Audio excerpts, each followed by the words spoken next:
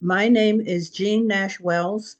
I am the editor and co-founder of the Positive Community magazine, founded in 2000 with my partner, Adrian Council. In that 25 years, we have moved from having just a print magazine to having an online magazine and twice weekly newsletter and a online 24-hour streaming radio station. Both Adrian and I have been in media. We both ended up at WBLS and WLIB in the early 80s. I had been at other radio stations. I had been at an R&B station in New Jersey, WNJR.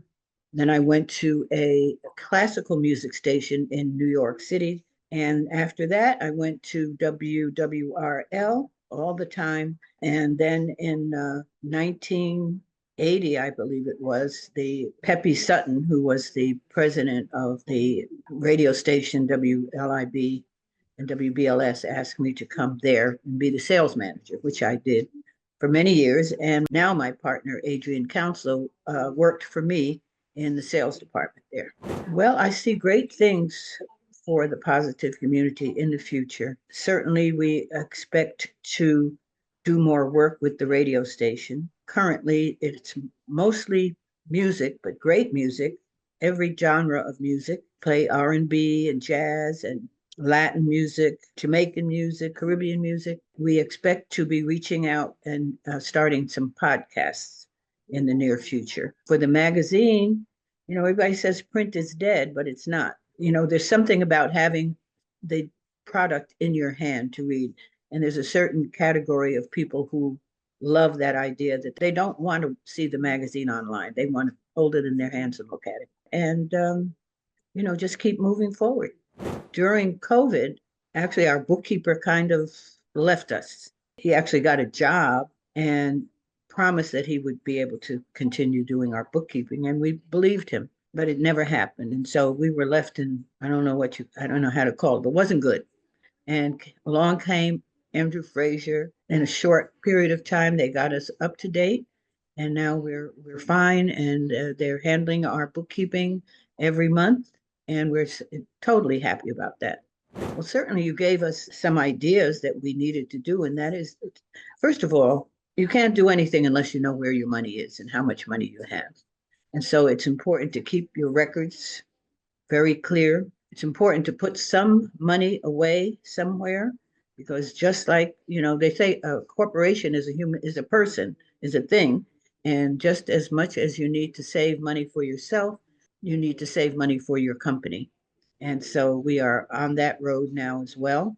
And we're keeping our books. I'm continually upgrading what I do in terms of keeping the books clear. And so we're in a good direction now. We haven't always been comfortable with numbers, but I have to say about my partner, he is a great salesperson. And during the time when I was in inner city broadcasting, particularly when I was at WLIB, we had no numbers at all, but we learned how to sell a conceptual sell. And we know what we were able to do for our clients. And numbers, they are not always true. And we know that we have a product that is good for our community.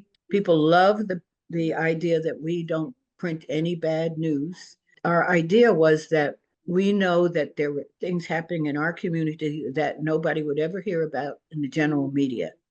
And that me, and along with my family and everybody we know, trying to get ahead, trying to quote unquote live the American dream.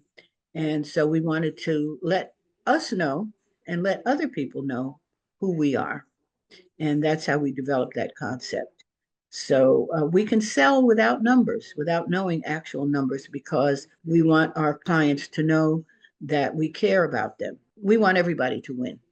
It has to be a win-win situation. We're still not comfortable with the numbers, and I don't think most people are, because first of all, the numbers in terms of media change rapidly.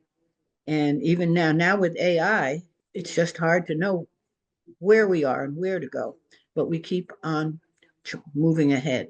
Well, obviously, it's been helpful to set a goal and to know whether you have met that goal. And all of us have to reach the goal together. And so by even bringing in our employees and bringing in the salespeople in terms of what the goal is, they know what they're reaching for.